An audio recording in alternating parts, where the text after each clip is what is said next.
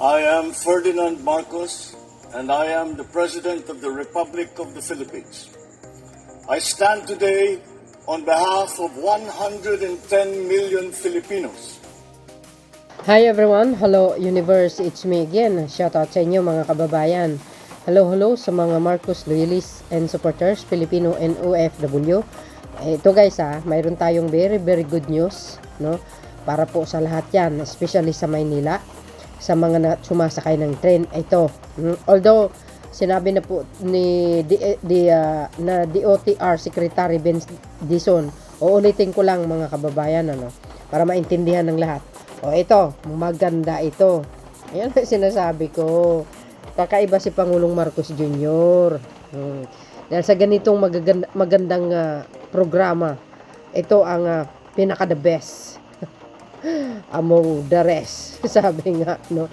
Ako, mga best, matutuwa ang ating mga kababayan dito, no? Kung napanood nyo yung press briefing ni Jose Castro kanina, nagsalita si Secretary Dizon tungkol dito guys. Uulitin ko talaga to, no? Ito, maganda ito. Basahin po natin, okay? Sabi dito, sabi po ng Presidential Communication Office ito, no more queuing. DOTR to allow GCash, debit, and credit cards to pay train fares. OMG! What the heck? May 30, 2025. Diba guys? Ano ang masasabi nyo dito? Diba? Napakagandang balita ito para sa lahat. Hindi lang sa Maynila. Siyempre, yung mga probinsya gustong sumakay ng train. Ayan! Kompleto Ricardo! GCash, debit and credit cards to pay train fares. Goes ang GCash with a QR code. Wow! Ito pa. Tuloy, basahin natin. Sabi po, in response to the President Ferdinand R. Marcos Jr. directive to make public transport more convenient, the Department of Transportation will soon allow LRT and MRT passengers to pay using debit or credit card and even mobile wallet platforms such as GCash and Pimaya, the DOTR chief said on Friday. Ako guys, dahil may GCash ako, yan ang gagamitin ko. Diba? Di ka social. Tuloy. President Marcos ordered cabinet members and agency heads to complete government projects on time and within budget to prevent delays that impact Filipinos' daily needs. Yes. Mr. President, kakaiba ka talaga, shout out sa mga DDS na sumasakay. Sabi ko sa inyo lahat na magagandang programa ng Pangulo, lahat makakinabang, dilaw man yan o DDS man yan, lahat yan makakinabang. Yung mga puon nyo na umupo sa palasyo, hindi nila nagagawa yan. Si PBBM lang ang sakalam. Ay, nako, napakagandang news. Ulitin ko talaga ito, tuloy. DOTR Secretary Ben Dizon said they will start deploying cashless turnstiles for the automatic fare collection system in the LRT and MRT this July. Social, mga besh, eliminating the needs to purchase or reload a beef card that contactless stored value smart card used for paying fares on the LRT and MRT lines. Wow! Ay, sana all. I think guys, mga ibang bansa ganitong ginagawa. Diba? Dizon said commuters will soon be able to simply tap their phone or card at the turnstile or the mechanical gates, which consist of revolving horizontal arms fixing to a vertical post. Wow, social. Gamit ang cellphone nyo, guys. Yuhuu! Social, ito. Tuloy. Sabi dito, mga bandang July ito, if I'm not mistaken, i-implement na natin sa MRT at sa ibang mga train natin. Alam ko, pati credit card, pwede na. Guys, pwede na. Itatap mo na lang yung phone mo. Hindi ka na kailangan bumili ng beep card. Sabi po ni Secretary Dizon, yeah. Ihanda ang cellphone. Ha? This coming July, na ipapatupad na po yan. Yung cellphone nyo guys, ingatan nyo ha, pa hindi ma-snatch. Ha? Be careful kayo. Lagi nga hawa, lagi nyo nga i-secured ang yung mahahalagang gamit. Ito pa. Nagtaka nga ako, bakit hindi ito kaagad na na-implement. Yun naman pala, kaya i-implement kaagad-agad itong cashless option sa MRT, he said. Kasi ito, sabi ko nga guys, dun sa isang video ko, ang Pangulo nagkamali lang din talaga sa pagpili ng sekretary na si dating Jaime Bautista. Hindi ko naman sinasabi hindi siya magaling.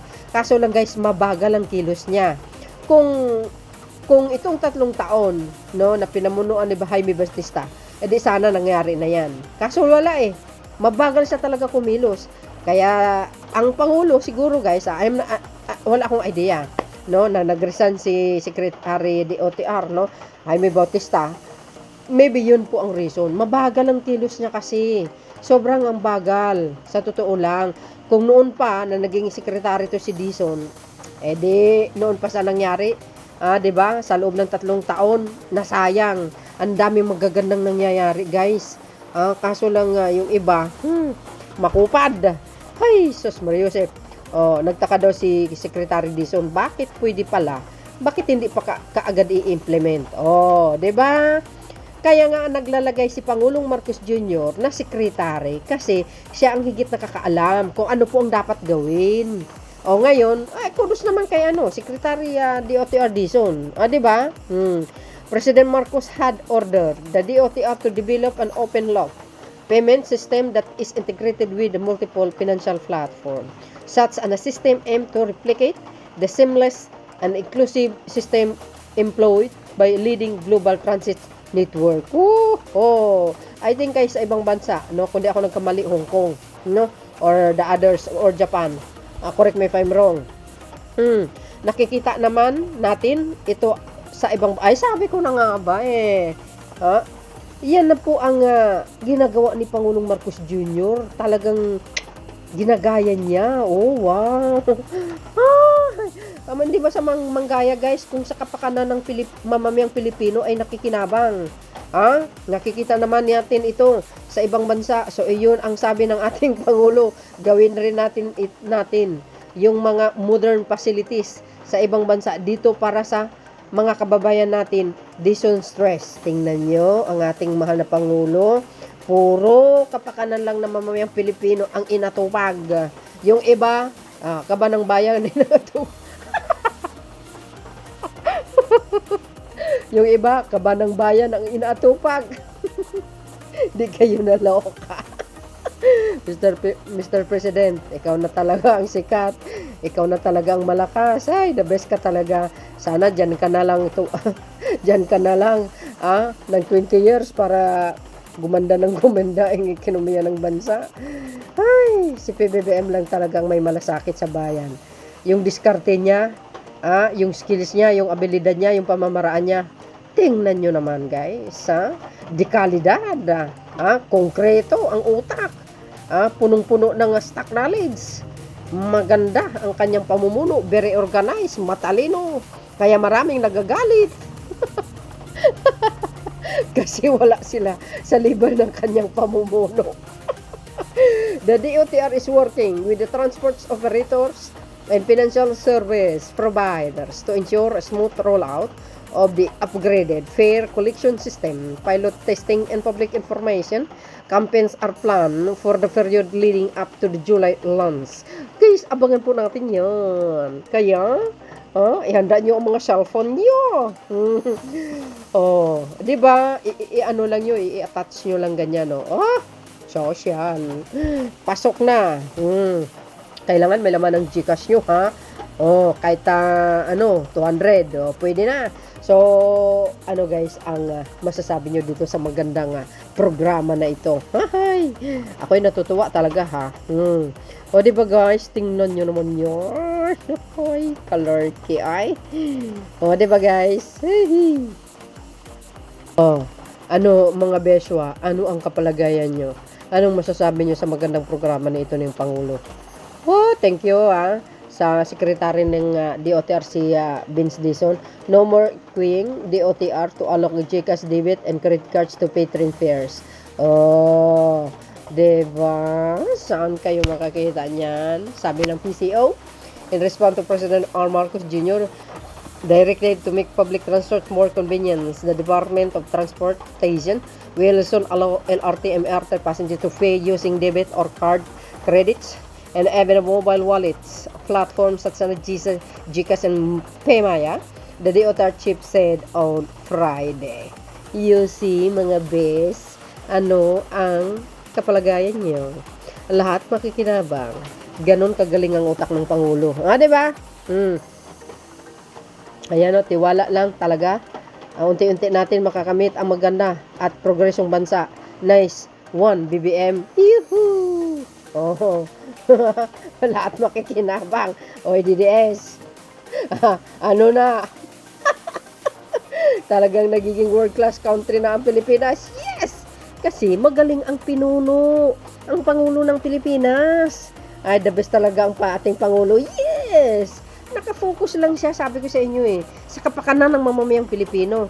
Pag yan, this July, i-launch yan, pag galing mo sa baba, pag akyat mo, diretso. Hindi ka na pupunta doon sa counter para magbayad. Kasi ano pa yun magkukonsume ka pa ng oras pag nakatayo ka pa doon habang nagbabayad. Hawak mo yung cellphone mo, punch mo kaagad, pak, ganun, pasok ka na kaagad, diretso. Diba?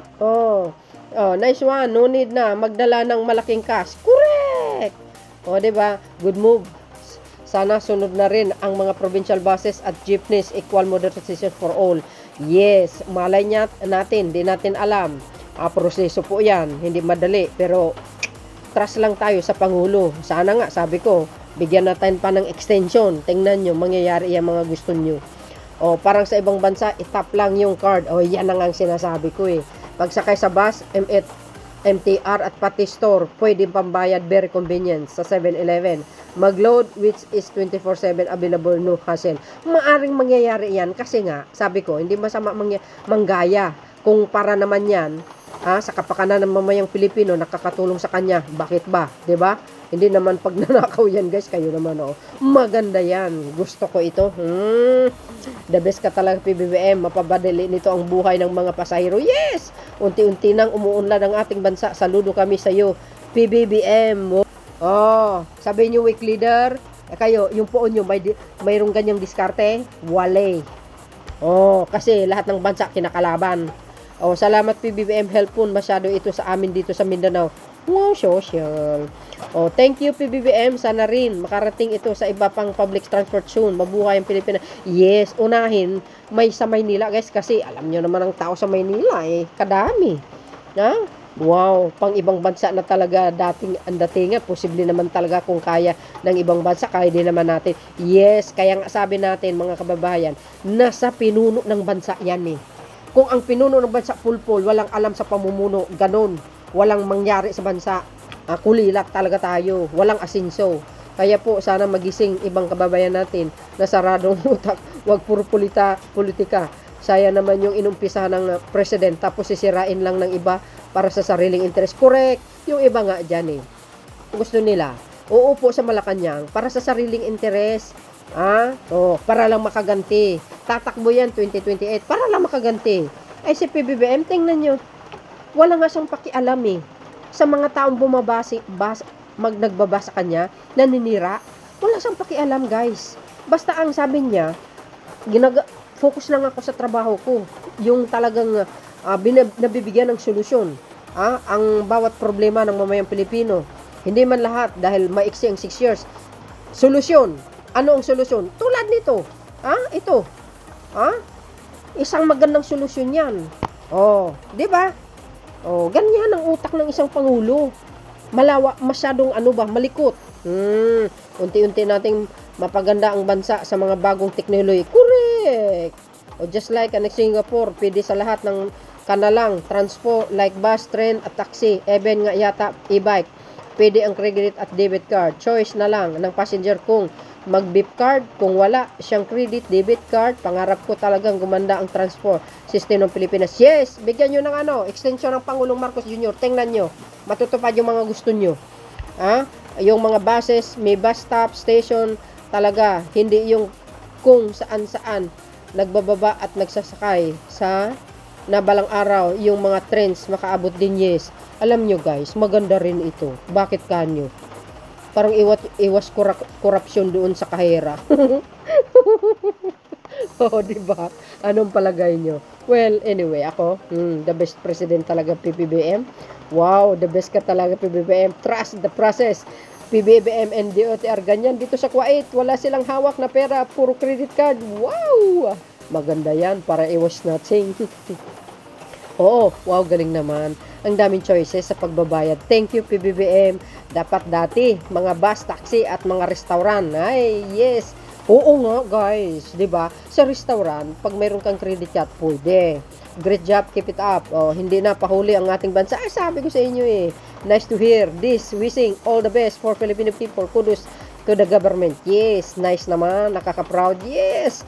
Oh, yes. Buti na lang. May GCash card ako. O, di ba guys, ihanda nyo ha? Sam Singapore na ayos. Good job, Mr. President. Ayan, Mr. President BBM, to God be all the glory. God bless more. Yes. Ay guys ha, puro ano ito, puro kasiyahan ito mga kababayan ha. O, puro kasiyahan ito. Itong mga nagko-comment, puro pagpupuri sa Panginoon, sa ating mahal na Pangulo. To God be all the glory talaga. God is good all the time. Anda, lawak yan guys ha. O, digital is the way forward. Agay. O, sabi, ewan ko sa mga dilis dyan, kahit maganda naman ang balita, tumatawa sila. Ganyan sa ibang bansa tayo ngayon. Pala, good job. Sana tuloy-tuloy ng pagbabago sa Pilipinas. Yes. Kung hindi si PBBM mo po, wala. Nga. O, di ba? Kaya, dapat nga suportahan natin at mahalin natin ang Pangulo. Sabi niya nga, di ba? Tagumpay niya, tagumpay ng mamayang Pilipino. Wow na wow. Galing ha. So, yun guys, ano po ang kapalagayan nyo? Ha? So, yun guys, ang aking pinaka-latest updates video. This is good news for everybody. Oh, dami matutuwa guys. See you again on my next uploads. Bye bye bye. Yan babus. God bless Philippines. So, diba? Social.